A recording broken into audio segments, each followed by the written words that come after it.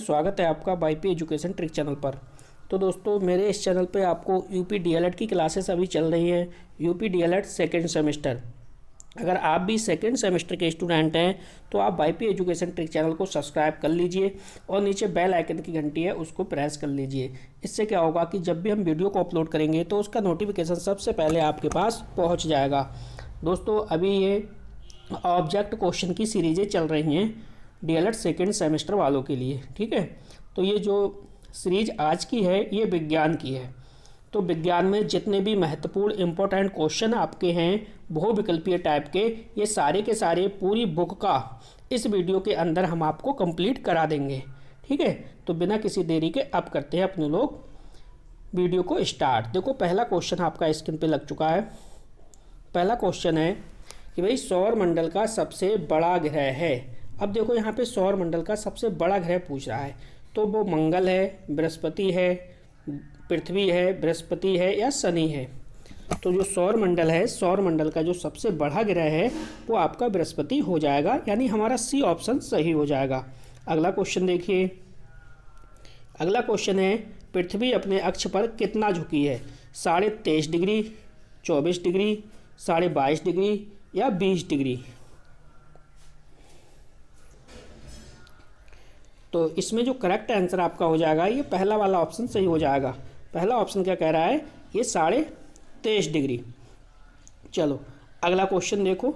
अगला जो क्वेश्चन है वो है पृथ्वी का निकटतम ग्रह है। तो पृथ्वी का निकटतम ग्रह कौन सा है, मंगल है, शुक्र है, शनि है या बुध है। तो करेक्ट आंसर आपको बताना है पृथ्वी का जो सबसे निकटतम ग्रह है वो आपका यहाँ पे शुक्र हो जाएगा। जो आपका यहाँ पे साइंस का पहला चैप्टर है पृथ्वी और आकाश, तो पृथ्वी और आकाश के हम सभी ये ऑब्जेक्ट टाइप के क्वेश्चन देख रहे हैं। इसके बाद नेक्स्ट चैप्टर के चलेंगे, चैप्टर बाई चैप्टर के देखेंगे। पृथ्वी से सूर्य की दूरी कितनी है। तो पृथ्वी से सूर्य की दूरी देखो दे रखा है 147.1 मिलियन किलोमीटर। बी ऑप्शन है 13 लाख किलोमीटर, सी ऑप्शन है 92 लाख किलोमीटर और डी ऑप्शन है कोई नहीं। तो करेक्ट आंसर इसका हो जाएगा पहला वाला ऑप्शन हो जाएगा 147.1 मिलियन किलोमीटर।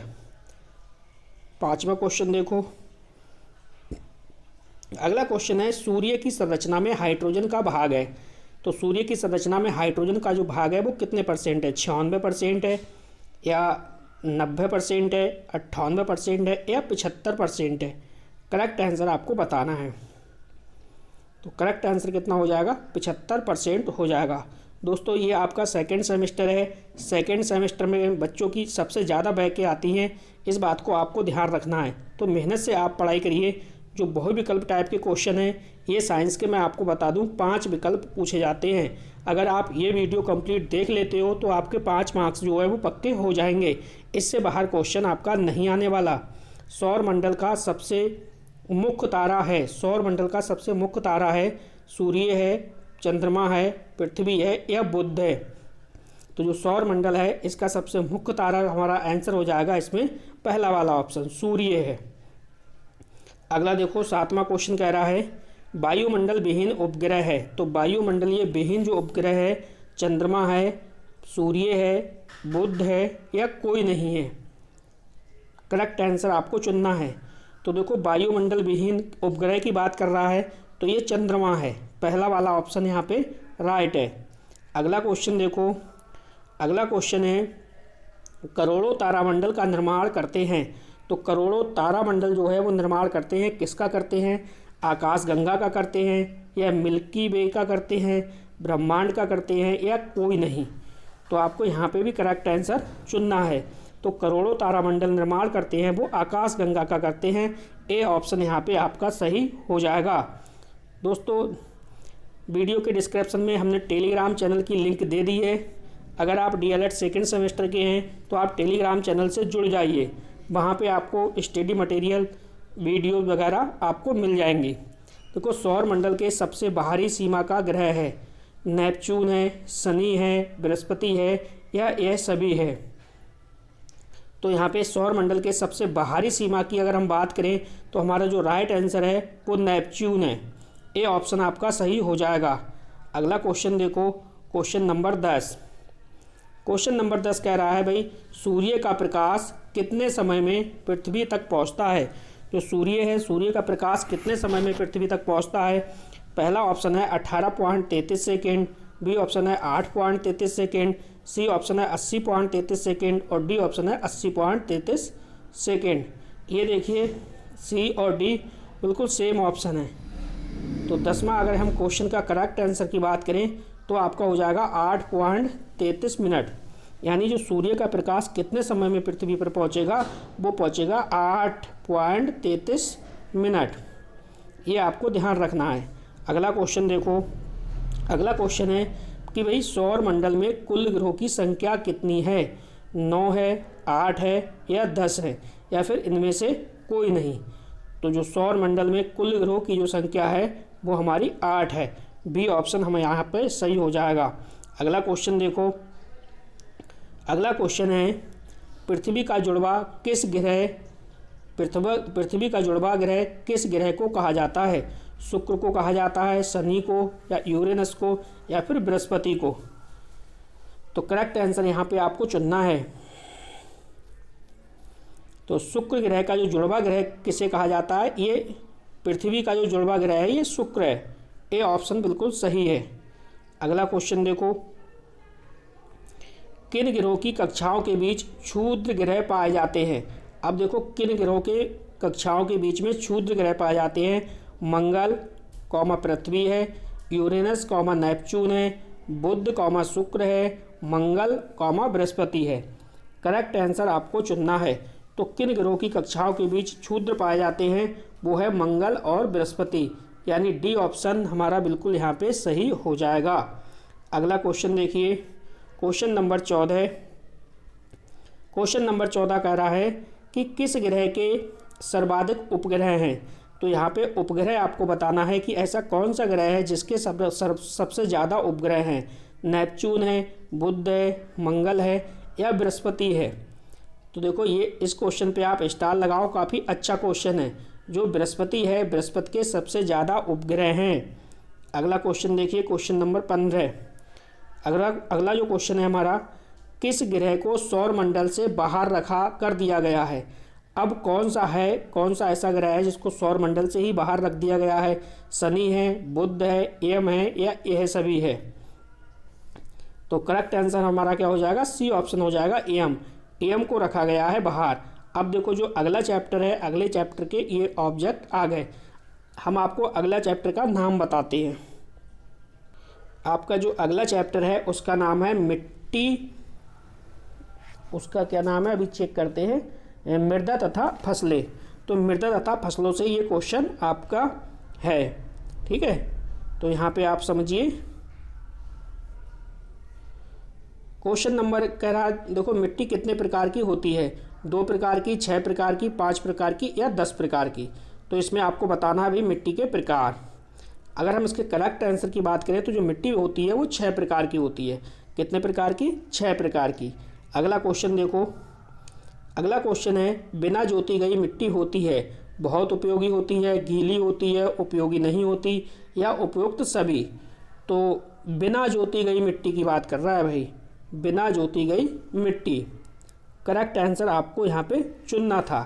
तो जो बिना जोती गई मिट्टी होगी तो कैसी होगी, उपयोगी नहीं होगी, वो बंजर होगी एक प्रकार से। चलो अगला क्वेश्चन देखो। अगला क्वेश्चन है कि मिट्टी का पाटन उससे बनाता है। तो मिट्टी का पाटन उसे बनाता है, क्या बनाता है, असमतल, असमान, समतल, ए और बी दोनों। तो जो मिट्टी का पाटन है, जैसे ही आप पाटा लगाते हो जोतने के बाद तो खेत को क्या कर देता है, वो समतल कर देता है। ठीक है, अगला क्वेश्चन देखो। अगला जो हमारा क्वेश्चन है वो है वह रासायनिक पदार्थ जिनका प्रयोग चूहों को मारने में किया जाता है। वह रासायनिक पदार्थ जिनका प्रयोग चूहों को मारने में किया जाता है। तो वो चूहानाशी है, चूहादानी है, कीटनाशी जल है या पीड़क है। तो यहाँ पे हमारा ए ऑप्शन बिल्कुल सही हो जाएगा, चूहानाशी। अगला क्वेश्चन देखो। अगला क्वेश्चन है जीवों से उत्पन्न पीड़कनाशियों को कहते हैं। तो जीवों से उत्पन्न पीड़कनाशियों को क्या कहते हैं, जैवनाशी, बैक्टीरिया, जीवधारी या यह सभी। तो ये हो जाएगा जैवनाशी, पहला वाला ऑप्शन यहाँ पे बिल्कुल राइट है। अगला क्वेश्चन देखो, अगला क्वेश्चन कह रहा है कि बुआई के लिए मिट्टी की तैयारी में प्रयोग होने वाले उपकरण हैं। कल्टीवेटर है, स्प्रे पंप है, डिबलर है या उपयुक्त सभी हैं। तो अगर हम इसके करेक्ट आंसर की बात करें तो क्या हो जाएगा यहाँ पे कल्टीवेटर, पहला वाला ऑप्शन यहाँ पे बिल्कुल सही हो जाएगा। अगला क्वेश्चन देखिए, क्वेश्चन नंबर 8। अगला क्वेश्चन है मृदा की ऊपरी परत को हटाना क्या कहलाता है। मृदा संरक्षण, मृदा का कटाव यानी अपरदन, उपरोक्त सभी, कोई नहीं। एक ऑप्शन सही है, सही वाला आपको चुनना है। तो मृदा की ऊपरी परत का हटना क्या कहलाता है, मृदा का कटाव कहलाता है यानी अपरदन कहलाएगा। ये क्वेश्चन कई बार पेपर में पूछा जा चुका है, इसलिए आप इस क्वेश्चन को ध्यान रखना। सिंचाई के लिए प्रयोग किया जाने वाला उपकरण है, क्या रेन गन है, डिबलर है, स्प्रे पंप है, कल्टीवेटर है। करेक्ट आंसर आपको यहाँ पे चुनना है। तो ये हो जाएगा रेन गन, यानी सिंचाई के लिए प्रयोग किए जाने वाला जो उपकरण है वो उपकरण है रेन गन। पहला ऑप्शन यहाँ पे बिल्कुल राइट है। अगला क्वेश्चन देखिए, अगला क्वेश्चन है ऐसी विधि जिसमें मिट्टी को बीजों की बुवाई के लिए ढीला और उलट पुलट किया जाता है तथा मिलाया जाता है, क्या कहलाती है। तो ये मृदा का संरक्षण है, सिंचाई है, जुताई है या उपरोक्त सभी है। तो भैया ये क्या कहलाएगा, ये जुताई है, जुताई के अंतर्गत आएगा। अगला क्वेश्चन देखो, अगला क्वेश्चन है हमारा खाद्य फसलें हैं। तो जो खाद्य फसलें हैं वो कौन सी हैं। कपास कौमा जूट, चावल कौमा गेहूँ, गन्ना चुकंदर, सरसों तिल। तो करेक्ट आंसर आपको चुनना है। तो देखो यहाँ पे हो जाएगा आपका चावल गेहूँ। तो इस प्रकार से ये भी आपका चैप्टर समाप्त हुआ। अगला जो चैप्टर आएगा वो आएगा कार्य, ऊर्जा तथा सरल मशीनें। तो वीडियो को लाइक करिए, वीडियो की लिंक को अपने सभी दोस्तों में शेयर करिए।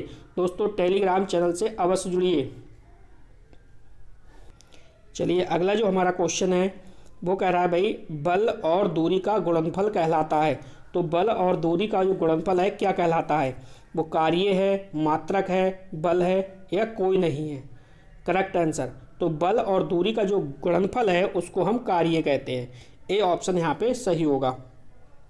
अगला क्वेश्चन देखो, CGS पत्ती में कार्य का मात्रक क्या होता है। किलोग्राम होता है, जूल होता है, सेंटीमीटर होता है या फिर अर्ग होता है। तो CGS पत्ती में जो कार्य का मात्रक क्या होगा, यहाँ पे दूसरा ऑप्शन CGS में कह रहा है ना, तो यहाँ पे अर्ग हो जाएगा, अर्ग। डी वाला ऑप्शन बिल्कुल सही है। अगला क्वेश्चन देखो, अगला क्वेश्चन है यदि बल और विस्थापन की दिशा विपरीत होती है, यदि बल और विस्थापन की दिशा विपरीत होती है तो वह कहलाता है, क्या कहलाएगा। धनात्मक कार्य, शून्य कार्य, ऋणात्मक कार्य या फिर पूर्ण कार्य। तो देखो यदि बल और विस्थापन की दिशा विपरीत होती है तो वह कहलाएगा ऋणात्मक कार्य, यानी सी वाला ऑप्शन यहाँ पे बिल्कुल आपका सही हो जाएगा। अगला क्वेश्चन चुनिए। देखिए अगला क्वेश्चन है CGS पत्ती में ऊर्जा का मात्रक होता है। तो CGS पत्ती की बात कर रहा है, डायन है, अर्ग है, जूल है, किलोग्राम है। आपको करेक्ट आंसर यहाँ पे चुनना है। तो CGS पत्ती में ऊर्जा का जो मात्रक है वो अर्ग है। बी वाला ऑप्शन यहाँ पे सही है। अगला क्वेश्चन देखो, 1 वाट प्रति घंटा होता है, कितना होता है। 36 जूल, 3600 जूल, 360 जूल और 36,000 जूल। करेक्ट आंसर आपको यहाँ पे चुनना है। तो देखो 1 वाट प्रति घंटा बराबर जो होता है हमारा वो होता है 3600 जूल। कितना होता है, 3600 जूल। अगला क्वेश्चन देखिए, अगला क्वेश्चन है कि भाई संपूर्ण भारत में राष्ट्रीय ऊर्जा संरक्षण दिवस कब मनाया जाता है। यानी संपूर्ण भारत में राष्ट्रीय ऊर्जा संरक्षण दिवस कब मनाया जाता है। 14 सितंबर है, 14 दिसंबर है, 14 जनवरी है या फिर 14 फरवरी है। देखो राष्ट्रीय ऊर्जा संरक्षण दिवस ये आपको बताना है। क्वेश्चन नंबर 6, तो इसका जो राइट आंसर हो जाएगा वो हो जाएगा 14 दिसंबर, बिल्कुल सही है। क्वेश्चन नंबर 7 भी आपकी स्क्रीन पे लग चुका है। कह रहा है भाई प्राकृतिक संसाधन का उदाहरण है। तो प्राकृतिक संसाधन का जो उदाहरण है वो क्या है? देखो, उदाहरण नहीं, भंडारण है। प्राकृतिक संसाधन का भंडारण है। सीमित है, असीमित है, अनंत है, उपरोक्त सभी। तो जो प्राकृतिक संसाधन का भंडारण है वो क्या है? सीमित है। पहला वाला ऑप्शन यहाँ पे बिल्कुल सही हो जाएगा। चलो अगला क्वेश्चन देखो। अगला क्वेश्चन है हमारा कि भाई सोलर सेल सोलर ऊर्जा को परिवर्तित करता है। सोलर सेल सोलर ऊर्जा को परिवर्तित करता है। ए ऑप्शन है विद्युत ऊर्जा में, बी ऑप्शन है यांत्रिक ऊर्जा में, सी ऑप्शन है ए और बी दोनों में, डी ऑप्शन है कोई नहीं। यहाँ पे आपको करेक्ट आंसर चुनना है। ठीक है, तो सोलर सेल सोलर ऊर्जा को परिवर्तित करता है किसमें? विद्युत ऊर्जा में। ए ऑप्शन यहाँ पे हमारा राइट होगा। तो दोस्तों आप मस्त होके पढ़ते रहिए, अपनी तैयारी को बेहतर बनाइए, क्योंकि डीएलएड अगर आपका सेकेंड सेमेस्टर में फ्रेश पास होते हो तो समझो पूरा डीएलएड में आपकी कभी भी बैक नहीं लगेगी। इस बात को आप ध्यान रखना है, इससे बचना है। सरल मशीनें हैं, तो सरल मशीनें क्या हैं? पहिया है, स्क्रू है, लीवर यानी उत्तोलक है, या फिर यह सभी है। तो भाई सरल मशीनें देखो, पहिया भी है, स्क्रू भी है, लीवर यानी उत्तोलक भी है, तो यह सभी हो जाएगा। चौथा वाला ऑप्शन यहाँ पे बिल्कुल हमारा राइट है। अगला क्वेश्चन देखिए आप। अगला क्वेश्चन है हमारा प्रथम श्रेणी का उत्तोलक है। तो प्रथम श्रेणी का उत्तोलक कैंची है, सरौता है, चिमटा है, या फिर मनुष्य का हाथ है। करेक्ट आंसर आपको बताना है। क्वेश्चन नंबर 10, तो इसमें हो जाएगा आपका कैंची। प्रथम श्रेणी का जो उत्तोलक है वो कैंची है। अगला क्वेश्चन देखो। अगला क्वेश्चन है हमारा पट्टे के तनाव को बनाए रखने के काम आती है। पट्टे के तनाव को बनाए रखने के काम आती है। ए ऑप्शन है पद घिरनी, बी ऑप्शन है सवार घिरनी, सी ऑप्शन है मार्ग घिरनी, और डी ऑप्शन है ए है सभी। तो देखो, पट्टे के तनाव को बनाए रखने के काम जो आती है वो है सवार घिरनी। ठीक है, बी ऑप्शन यहाँ पे बिल्कुल सही हो जाएगा। अगला क्वेश्चन देखिए, नत समतल का उदाहरण है। तो नत समतल का जो उदाहरण है वो क्या है? घर की छतें हैं, सीढ़ी है, या ए व बी दोनों, स्केटबोर्ड। करेक्ट आंसर आपको चुनना है। तो नत समतल का जो उदाहरण है वो ए व बी दोनों है। अगला क्वेश्चन देखो। अगला क्वेश्चन है उत्तोलक कितने प्रकार के होते हैं? तो उत्तोलक 2 प्रकार के होते हैं, 3 प्रकार के, 4 या फिर 5। तो उत्तोलक 3 प्रकार के होते हैं। प्रथम श्रेणी के उत्तोलक, द्वितीय श्रेणी के उत्तोलक और तृतीय श्रेणी के उत्तोलक। देखो अगला क्वेश्चन है हमारा वो है नाभिकीय ऊर्जा का उपयोग करते हैं। तो नाभिकीय ऊर्जा है उसका उपयोग किस में करेंगे? 4 ऑप्शन आपके सामने हैं। विस्फोटक के निर्माण में, मोटर वाहनों को चलाने में, कल कारखानों को चलाने में, या उपरोक्त सभी में। तो ये हो जाएगा विस्फोटक के निर्माण में, ए ऑप्शन।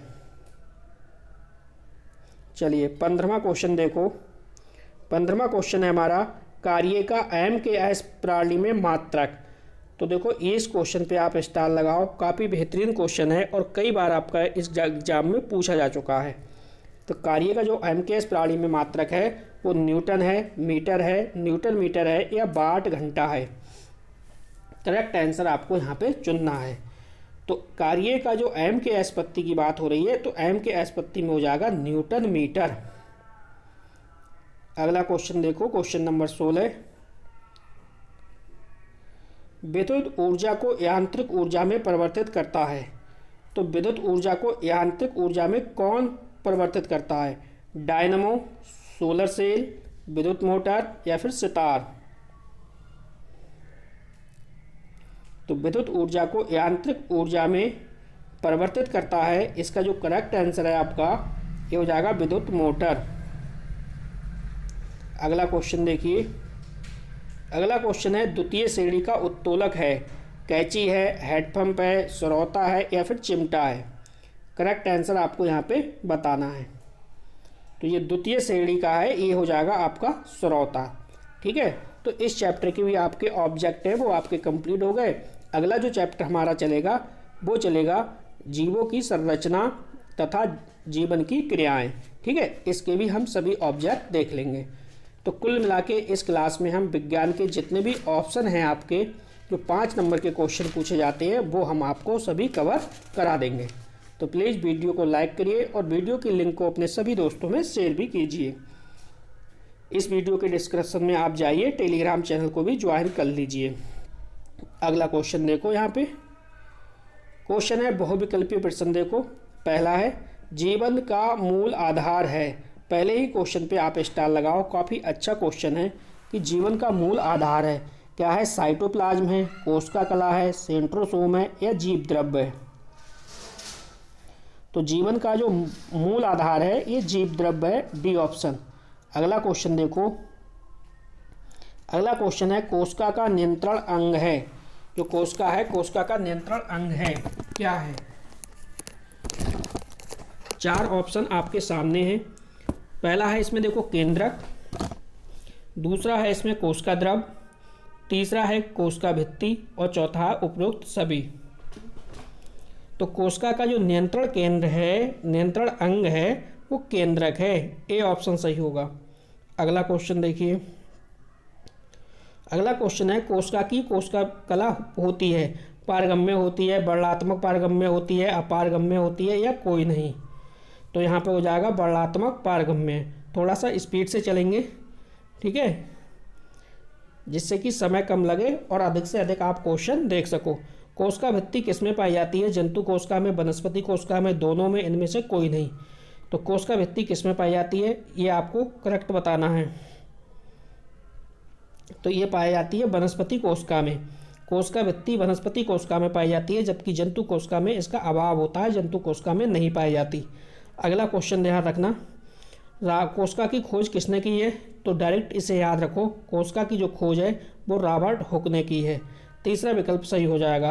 राइबोसोम का कार्य है, तो राइबोसोम का जो काम होता है, फंक्शन जो है वो इसका है प्रोटीन का संश्लेषण करना, यानी सी ऑप्शन के साथ आप इसमें चले जाओगे।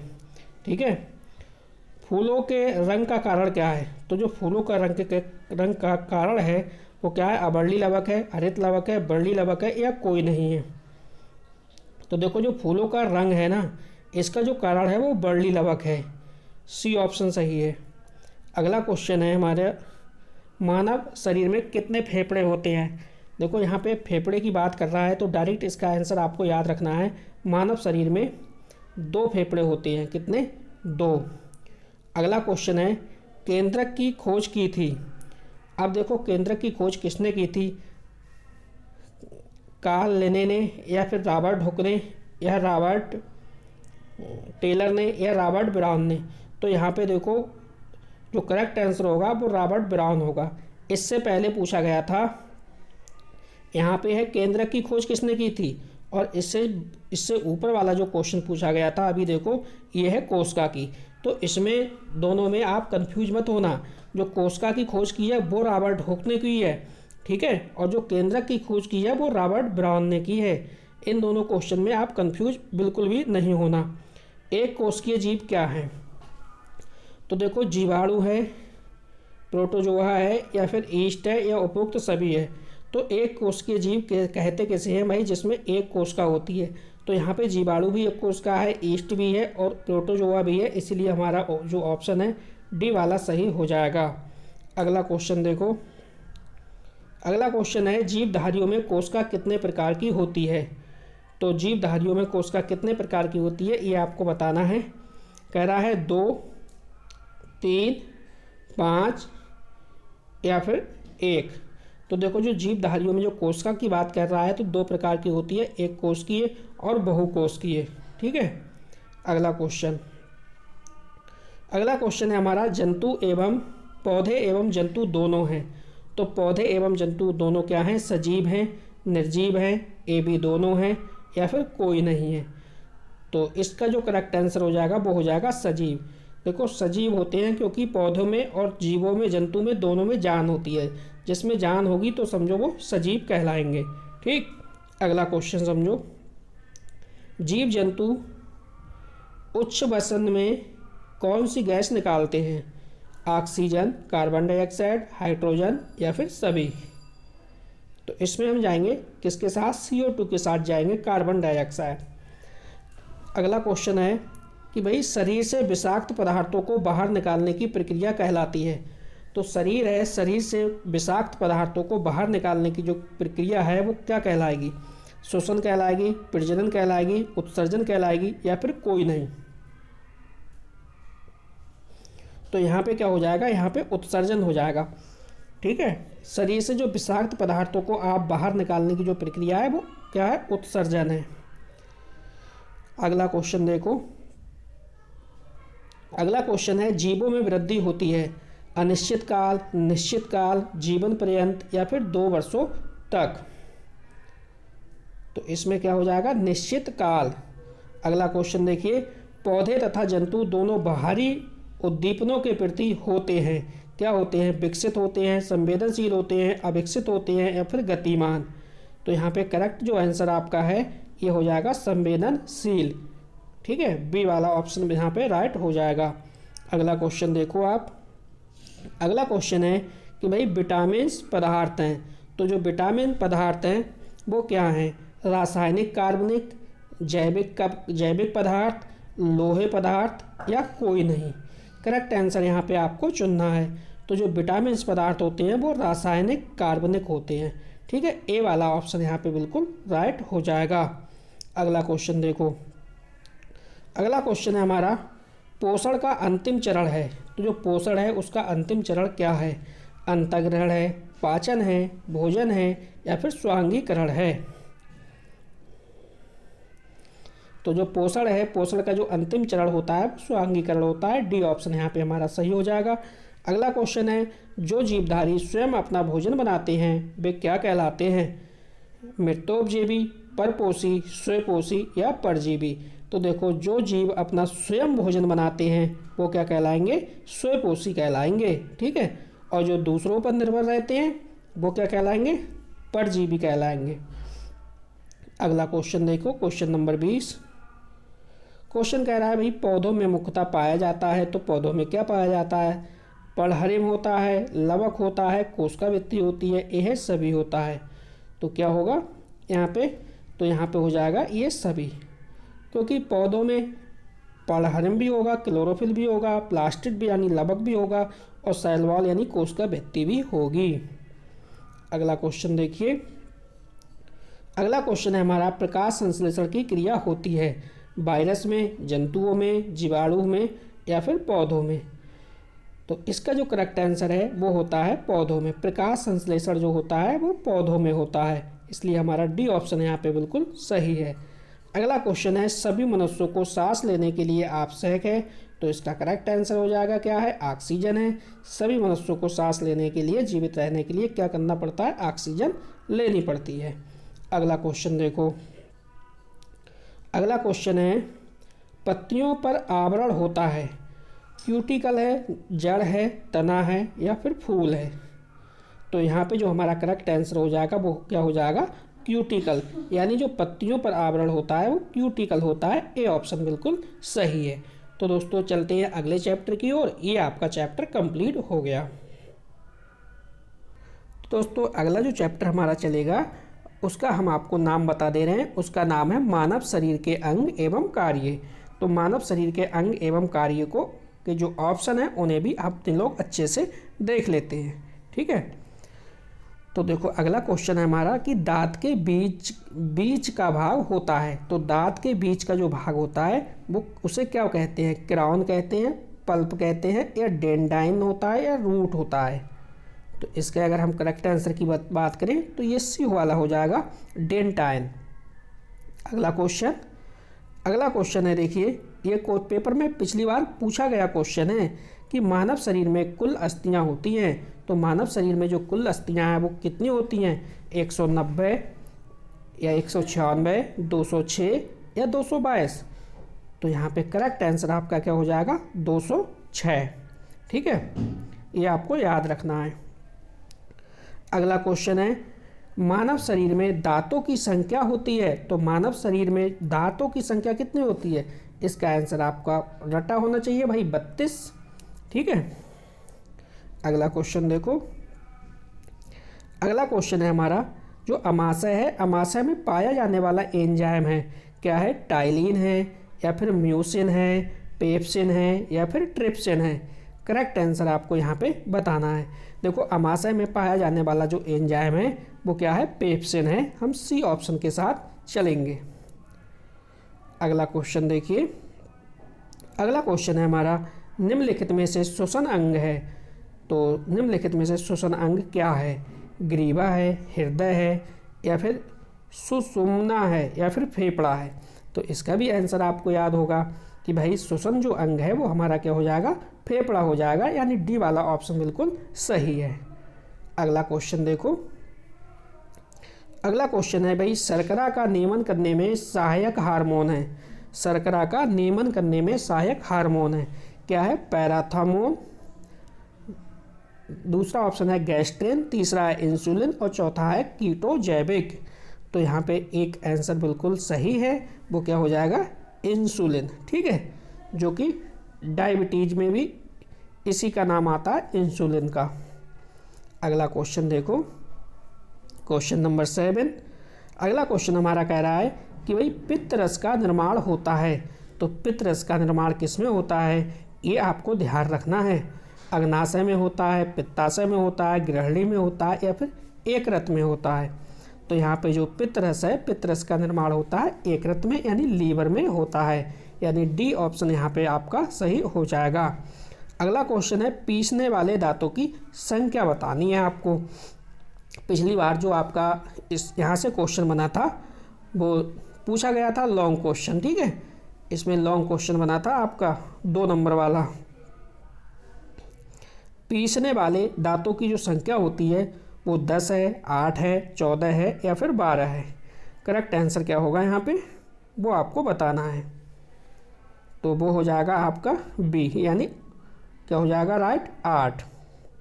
पीसने वाले दांतों की संख्या 8 है। अगला क्वेश्चन देखो। अगला क्वेश्चन है भाई आहार के प्रमुख स्रोत, प्रमुख पोषक तत्व हैं। तो आहार के पोषक तत्व हैं, ए ऑप्शन है प्रोटीन, बी ऑप्शन है विटामिन, सी ऑप्शन है वसा और डी ऑप्शन है ए है सभी। तो राइट आंसर क्या हो जाएगा? ए है सभी। ठीक है, अगला क्वेश्चन देखो। अगला क्वेश्चन है कि प्रोटीन के संगठन में कार्बन का प्रतिशत बताइए। तो प्रोटीन के संगठन में कार्बन का प्रतिशत बताना है। 23%, 50%, 16% है या फिर 7% है?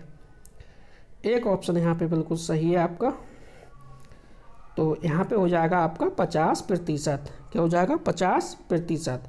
अगला क्वेश्चन देखो। अगला क्वेश्चन है वसा का निर्माण मुख्य रूप से नहीं होता। तो वसा का जो निर्माण है मुख्य रूप से नहीं होता, किसमें? कार्बन में, हाइड्रोजन में, नाइट्रोजन में या फिर ऑक्सीजन में? तो यहाँ पे हम जाएंगे सी ऑप्शन के साथ। वसा का जो निर्माण मुख्य रूप से नहीं होता है वो नाइट्रोजन, सही ऑप्शन है। देखो अगला क्वेश्चन देखो। एक क्वेश्चन आपका विटामिन से पेपर में फिक्स है, एक क्वेश्चन हर साल पूछा जाता है। तो विटामिन जो टॉपिक है अपना क्लियर कर लीजिए। विटामिन के प्रमुख कार्य हैं। तो विटामिन के का क्या काम है? रोग प्रतिरोधक क्षमता उत्पन्न करना या फिर रक्तस्राव रोकने तथा थक्का जमाना, हड्डियों को मजबूत करना या फिर वजन बढ़ाना। तो जो विटामिन के है, विटामिन के का काम होता है रक्तस्राव को रोकने के लिए तथा उसका थक्का जमाने के काम आता है। अगला क्वेश्चन देखो। अगला क्वेश्चन है हमारा छोटी माता बीमारी चेचक का जो वायरस है वो कौन सा है? कॉर्नीबैक्टीरियम है या वेरियोला वायरस है या जूनोटिक वायरस है या फिर वेरिसेला वायरस है? यहाँ पे करेक्ट आंसर आपको बताना है। तो जो छोटी माता बीमारी चेचक का जो वायरस है वो वेरियोला वायरस है। बी वाला ऑप्शन यहाँ पे आपका राइट है। ठीक, अगला क्वेश्चन देखिए। अगला क्वेश्चन है हमारा मलेरिया फैलता है। तो जो मलेरिया है वो किससे फैलता है? नर मच्छर से, मादा मच्छर से या फिर साल्मोनेला टाइफी से या विब्रियो कॉलरी से? तो यहाँ पे आपको करेक्ट आंसर बताना है। क्वेश्चन नंबर 14, तो यहाँ पे हो जाएगा मादा मच्छर यानी एनाफिलीज। ठीक, अगला क्वेश्चन देखो। अगला क्वेश्चन है विटामिन B1 की कमी से होने वाला रोग है।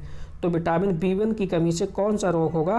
तो यहाँ पे बेरी ही सही है, विटामिन B1। चलो अगला देखो,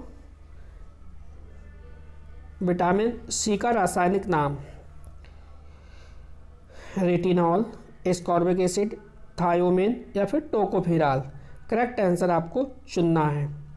तो देखो यहाँ पे सी जो होता है आपका एक कोर्स होता है, विटामिन सी से क्या हो गया विटामिन सी, ए से क्या हो गया एस्कॉर्बिक एसिड, तो इसका क्या हो जाएगा एस्कॉर्बिक एसिड हो जाएगा। तो इस प्रकार से देखिए ये चैप्टर भी हमने कंप्लीट किया। अब चलते हैं अपने लोग नेक्स्ट चैप्टर की ओर। चलिए दोस्तों, ये जो नेक्स्ट आपका चैप्टर है ये जो है आपका ये है तत्वों का वर्गीकरण तथा अम्ल, क्षार व लवण। तो कोई प्रॉब्लम नहीं है, इसको भी आराम से देख लेते हैं। मैग्नीशियम का जो प्रतीक है वो क्या है? H है, P है, Mg है या फिर G है। ठीक है, तो ये क्या हो जाएगा Mg मैग्नीशियम का प्रतीक है। अगला क्वेश्चन है इलेक्ट्रॉनिक विन्यास के आधार पर कार्बन की संयोजकता होती है। तो इलेक्ट्रॉनिक विन्यास के आधार पर कार्बन की जो संयोजकता होती है वो 2 है, 3 है, 0 है या फिर 4 है। तो हमारा जो करेक्ट आंसर हो जाएगा वो हो जाएगा 2, ए ऑप्शन के साथ जाएंगे। अगला क्वेश्चन है नमक कौन सा पदार्थ है? यौगिक है या फिर परमाणु है या फिर अणु है या फिर तत्व है? करेक्ट आंसर आपको बताना है। देखो नमक क्या है? ये है NaCl। ठीक है, NaCl यानी सोडियम क्लोराइड। अब आपको पता है सोडियम अलग है, सोडियम इतना एलिमेंट है यानी एलिमेंट का मतलब तत्व है। क्लोरीन अलग है तो क्लोरीन अलग तत्व है। तो इन दोनों को जब मिल गया तो ये कंपाउंड बन गया यानी यौगिक बन गया। तो ये क्या कहलाएगा? आपका यौगिक है। अगला क्वेश्चन है फास्फोरस का प्रतीक। तो फास्फोरस का जो प्रतीक है सीधे सीधे याद रखो P हो जाएगा। अगला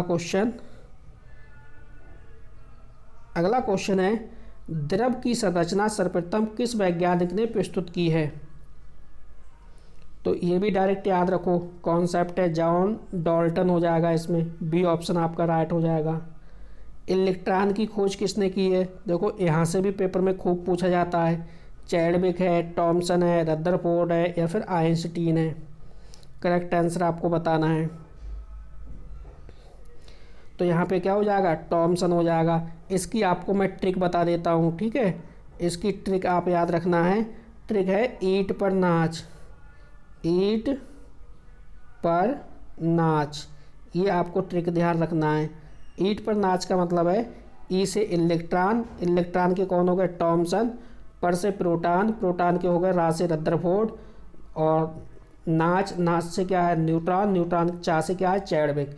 तो ईंट पर नाच आपको ये ट्रिक याद रखनी है, ठीक है। यहाँ से आपको तीनों के याद हो जाएंगे। अगला क्वेश्चन देखो, अगला क्वेश्चन है आपका कि भाई N2 तत्व में नाइट्रोजन परमाणु की संख्या कितनी है? 4 है, 2 है, 6 है या फिर 5 है? तो सिंपल सा क्वेश्चन है, आराम से बना लोगे इसे। देखो n प्लस n बराबर क्या हो गया? ये इक्वल टू क्या हो जाएगा? N2 हो जाएगा। तो कितने हैं? ये 2 हैं, ठीक है। परमाणु की संख्या कितनी है? 2 है। अब देखो ऑक्सीजन का परमाणु भार पूछ रहा है, 16 है, 12 है, 40 है या फिर 15 है। तो सबको पता है भाई ऑक्सीजन है, ऑक्सीजन का जो परमाणु भार होता है वो 16 होता है। अगला क्वेश्चन है कार्बन डाइऑक्साइड का रासायनिक सूत्र है। तो क्या हो जाएगा? कार्बन डाइऑक्साइड का डायरेक्ट आप रख लीजिए, CO2 है। एल्यूमिनियम का प्रतीक, तो एल्यूमिनियम का प्रतीक डायरेक्ट आपको याद रखना है, Al है, ठीक है। अगला क्वेश्चन है भाई लाल जो लिटमस पेपर को नीला करते हैं, तो साधारण लवण विलयन द्वारा या सोडियम हाइड्रोक्साइड विलयन द्वारा, HCl विलयन द्वारा या फिर आसुत जल द्वारा। तो देखो लाल लिटमस पेपर को नीला करते हैं किसके द्वारा, ये आपको बताना है। तो ये हो जाएगा सोडियम हाइड्रोक्साइड विलयन के द्वारा। किसके द्वारा? सोडियम हाइड्रोक्साइड विलयन के द्वारा। अगला क्वेश्चन देखो, अगला क्वेश्चन है हमारा भाई HCl विलयन का pH मान कितना होता है? 0 है, 7 है, 7 से कम है या फिर 7 से अधिक है? तो ये HCl है ना, HCl का जो pH होता है वो 7 से कम होता है, क्योंकि ये क्या है, आपने pH पैमाना पढ़ा होगा, ठीक है, अम्ल, क्षार और उदासीन। तो ये HCl क्या है? एक अम्ल है। अगला देखिए, कह रहा है क्षार है, NaOH है, HCl है, ZnCl2 है, फिर HNO3 है। करेक्ट आंसर आपको इसमें बताना है, तो ये हो जाएगा NaOH, ठीक है, NaOH। नेक्स्ट देखिए अगला क्वेश्चन, अगला क्वेश्चन है भाई नींबू के रस की प्रकृति होती है, तो नींबू के जो रस है उसकी प्रकृति कैसी होती है? क्षारीय है, उदासीन है, अम्लीय है या संचारक है? करेक्ट आंसर यहाँ पे आपको चुनना है। तो नींबू के जो रस की प्रकृति होती है वो अम्लीय होती है, सी ऑप्शन के साथ चले जाएंगे। अगला क्वेश्चन देखो, अगला क्वेश्चन है किसी विलयन का pH मान 8 है तो वह विलयन होगा, क्या होगा? तो आपको पता है कि जो pH पैमाना होता है ये 3 पार्ट्स में डिवाइड है, ठीक है। जिसका pH मान 1 से 7 के बीच में होता है वो अम्ल होते हैं, और जिसका पूरा पूरा 7 होगा वो उदासीन हो जाएगा, ठीक है। और 7 से जब ऊपर होगा तो वो क्या होगा? क्षार होगा।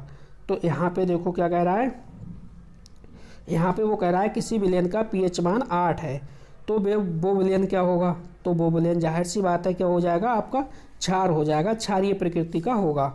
अगला क्वेश्चन, अगला क्वेश्चन है निम्नलिखित में अम्लीय लवण है, तो अम्लीय जो लवण है वो बताना है। NaCl है, NaHSO4 है, Na2SO4 है, KCN है।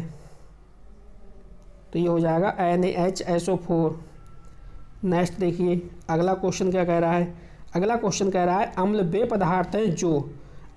पदार्थ हैं जो जल से अपक्रिया करके हाइड्रोजन गैस उत्पन्न करते हैं, या फिर बी ऑप्शन है जलीय विलयन में हाइड्रोजन आयन बनाते हैं, सी ऑप्शन है जलीय विलयन में हाइड्रोजन आयन H नेगेटिव देते हैं, यानी हाइड्रोजन आयन देते हैं। उपरोक्त में से कोई नहीं। करेक्ट आंसर क्या हो जाएगा भाई? अम्ल वे होते हैं जो जलीय विलयन में हाइड्रोजन आयन बनाते हैं, बी ऑप्शन यहाँ पे राइट है। अगला क्वेश्चन देखो, अगला क्वेश्चन है कि इनमें से कौन सूचक इंडिकेटर नहीं है? जो नहीं है वो आपको बताना है, ठीक है।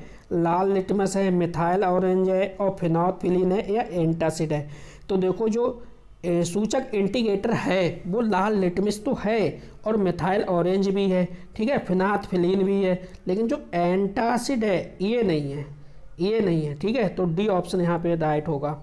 चलिए आगे की ओर चलते हैं। अब तो हमारा ये भी चैप्टर समाप्त हुआ, अब बताते हैं आपको नया चैप्टर क्या होगा। तो दोस्तों जो अगला जो चैप्टर हमारा आप चलेगा वो आपको आप उसका नाम बताते हैं, रासायनिक एवं भौतिक परिवर्तन तथा पर्यावरण प्रदूषण। ये साइंस का आपका लास्ट चैप्टर है, ठीक है। तो देखो कितने आराम से अपने लोगों ने, आप अपने हिसाब से स्पीड कम ज़्यादा करके वीडियो को देख लेना। निम्न में से रासायनिक परिवर्तन है तो क्या है? पानी का भाप बनना, बर्फ का पिघलना, फलों का पकना या बीज का उगना। तो देखो यहाँ पे रासायनिक परिवर्तन की बात हो रही है, तो ये है फलों का पकना। अगला क्वेश्चन है निम्न में से भौतिक परिवर्तन है, तो भाई भौतिक परिवर्तन क्या है? पदार्थों का पिघलना, वाष्पन है, बल्ब का जलना है या उपरोक्त सभी। करेक्ट आंसर यहाँ पे चुनना है। तो ये निम्न में से भौतिक जो परिवर्तन है वो आपका पदार्थों का पिघलना भी है, वाष्पन भी है, बल्ब का जलना भी है, उपरोक्त सभी, यानी डी ऑप्शन यहाँ पे बिल्कुल राइट हो जाएगा। अगला क्वेश्चन, अगला क्वेश्चन है आपका, देखिए भूकंप एक परिवर्तन है, तो भूकंप एक परिवर्तन है, कैसा है? नियंत्रित है, अनियंत्रित है या फिर अनियंत्रित है, अनियमित है, यहाँ पे अनियमित दे रखा है, और कृत्रिम है। तो यहाँ पे आप बी ऑप्शन के साथ जाओगे, अनियमित।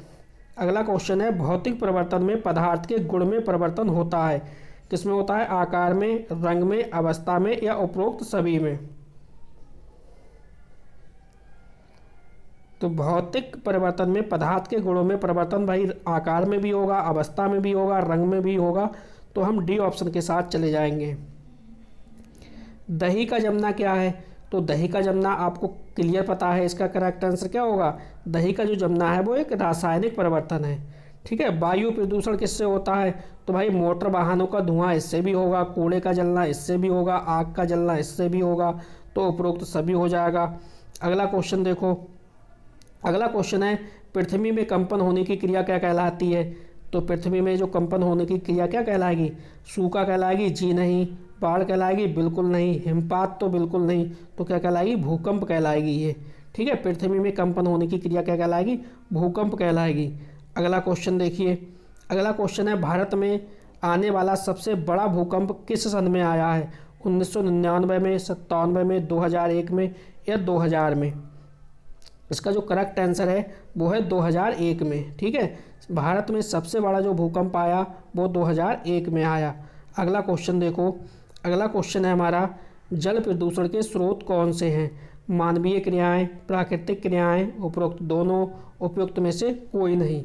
अगर हम इसके करेक्ट आंसर की बात करें तो दोनों हो जाएगा। जल प्रदूषण के स्रोत दो हैं, मानवीय क्रियाएं भी हैं और प्राकृतिक स्रोत भी हैं। अगला क्वेश्चन देखो आप, अगला क्वेश्चन क्या कह रहा है, तो अगला क्वेश्चन कह रहा है भाई भूकंप की तीव्रता मापने वाला यंत्र है, कौन सा यंत्र है, टेलीस्कोप है, रिक्टर स्केल है, स्पेक्ट्रोग्राफ है या साइक्लोट्रॉन है। देखो भूकंप की तीव्रता, इस क्वेश्चन पे आप स्टार लगाओ, ये काफ़ी बेहतरीन क्वेश्चन है। ये हो जाएगा आपका रिक्टर स्केल, क्या हो जाएगा, रिक्टर स्केल। ठीक है, जिसे बोलते हैं रिक्टर पैमाना। इनमें से कौन सी मानवकृत आपदा नहीं है, जो नहीं है वो बताना है। देखो बम विस्फोट मानव कर सकता है, अग्निकांड मानव कर सकता है, रेल दुर्घटना मानव कर सकता है, लेकिन भूकंप जो है वो प्राकृतिक आपदा है। ठीक है, अगला क्वेश्चन देखो, क्वेश्चन नंबर 12, निम्नलिखित में से कौन सा ध्वनि प्रदूषण का प्राकृतिक स्रोत नहीं है, तो जो प्राकृतिक स्रोत नहीं है वो बताना है। जैसे बादलों का फटना तो प्राकृतिक स्रोत है, भूकंप भी है, तूफान भी है, लेकिन जो मिक्सी की आवाज़ है ये नहीं है, मिक्सी की आवाज़ नहीं है। तो 12 का जो करेक्ट आंसर होगा वो हमारा ए ऑप्शन सही होगा। अगला क्वेश्चन देखो, क्वेश्चन नंबर 13, इस वीडियो का लास्ट क्वेश्चन है ये। मनुष्य द्वारा किया गया जो परिवर्तन है वो क्या कहलाएगा, कृत्रिम परिवर्तन, प्राकृतिक परिवर्तन, ऊष्माशोषी परिवर्तन या ऊष्माक्षेपी परिवर्तन। अगर हम यहाँ पे करेक्ट आंसर की बात करें तो ये हो जाएगा कृत्रिम परिवर्तन, पहला ऑप्शन बिल्कुल राइट है। तो दोस्तों देखिए डीएलएड सेकेंड सेमेस्टर की क्लासें मेरे चैनल पे चल रही हैं, वाईपी एजुकेशन ट्रिक चैनल पे। आप इस वीडियो के डिस्क्रिप्शन में जाइए और डिस्क्रिप्शन में जाने के बाद आपको करना क्या है, टेलीग्राम की लिंक आपको मिल जाएगी, टेलीग्राम चैनल को भी ज्वाइन कर लीजिए आप। इसके बाद आप प्लेलिस्ट चेक करते रहिए, सारी वीडियो की मैंने प्लेलिस्ट, सारे सब्जेक्ट की मैंने प्लेलिस्ट बना दी है, अपनी अपनी प्लेलिस्ट में, अपने सब्जेक्ट की प्लेलिस्ट में मैं वीडियो को अपलोड कर रहा हूँ। तो बस इस वीडियो में इतना ही था। वीडियो देखने के लिए आपका बहुत बहुत धन्यवाद। मिलते हैं नेक्स्ट वीडियो में न्यू टॉपिक के साथ। आपका दिन शुभ हो।